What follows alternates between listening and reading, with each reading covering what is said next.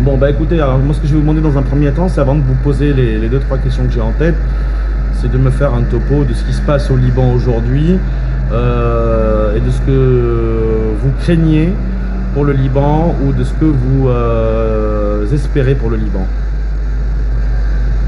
Écoutez, le blocage est total sur une question principale, c'est le tribunal international. Bon, ça c'est un. Mais deux, il y a quelques jours, Nasrallah a mis carte sur table. Il a dit, je suis là, j'ai mon État, et j'existe, et je suis contre le tribunal. Et ce monsieur-là, ce n'est pas une opposition normale, c'est une milice armée, redoutablement armée, un État dans l'État, qui tient le sort du pays entre ses mains, pas plus, et qui déclare la guerre quand il veut. Il y a un très fort sentiment de tension actuellement au Liban. Si ce n'est pas une tension militaire, c'est du moins un conflit via chaîne de télévision, conférences de presse interposées, les uns attaquent les autres et ainsi de suite. Est-ce qu'il y a un risque que cette tension pour l'instant se transforme en une tension militaire, voire même peut-être une escalade interne? Jamais de la vie. Personne, aucun parti politique, à part le Hezbollah, ne possède ou n'a envie de posséder de nouveau, de retomber dans la guerre civile. C'est lui qui décide. C'est lui, bon, il a établi son état de fait au sud, dans le nord du Liban, à Baalbek, quelque part à Beyrouth. Il a envahi le centre de Beyrouth. Bon, il fait ce qu'il veut. Il a sa propre autonomie financière, militaire. Il est alimenté par Damas et Téhéran.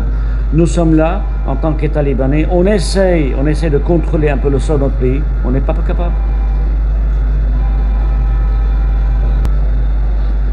Il y a des rumeurs qui parlent d'alliance contre nature aujourd'hui au Liban, c'est-à-dire d'y compris d'alliance de certaines factions libanaises avec, entre guillemets, ce qu'on appellera le diable, c'est-à-dire Israël, pour renverser définitivement, avec le soutien des États-Unis, le Hezbollah et Nasrallah. Qu'en pensez-vous?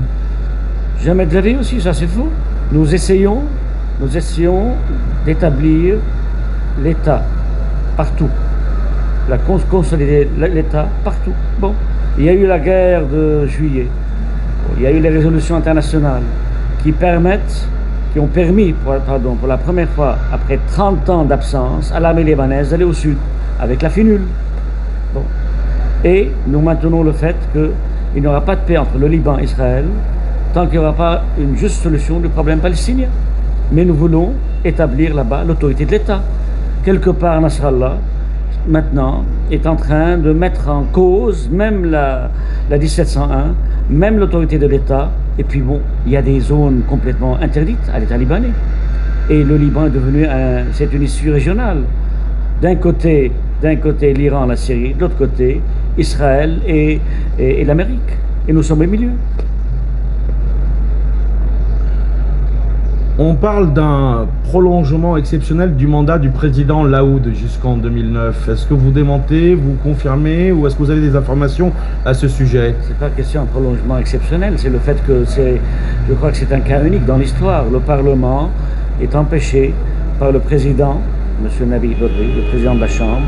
Le Parlement ne fonctionne pas. C'est la session ordinaire maintenant. Et M. Nabi Berri a pris les clés, a fermé le Parlement au détriment de tous les parlementaires. Alors, il peut refaire la même chose en été, n'est-ce pas? Et on n'aura pas d'élection. On se retrouvera peut-être avec deux gouvernements, deux présidents, je ne sais pas. C'est une anarchie constitutionnelle.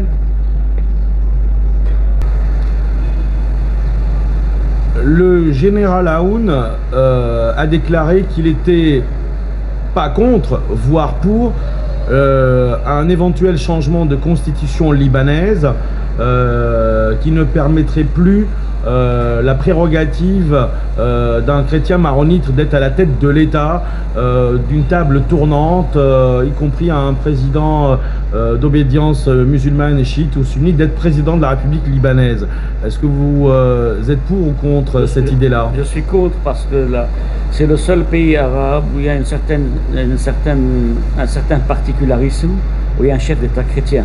Si on va faire la rotation maintenant, donner ça aux chiites, aux sunnites, aux druzes, je sais pas quoi, il y aura, bon, le Liban perdra son caractère, cette originalité, et avec le temps, les chrétiens vont partir.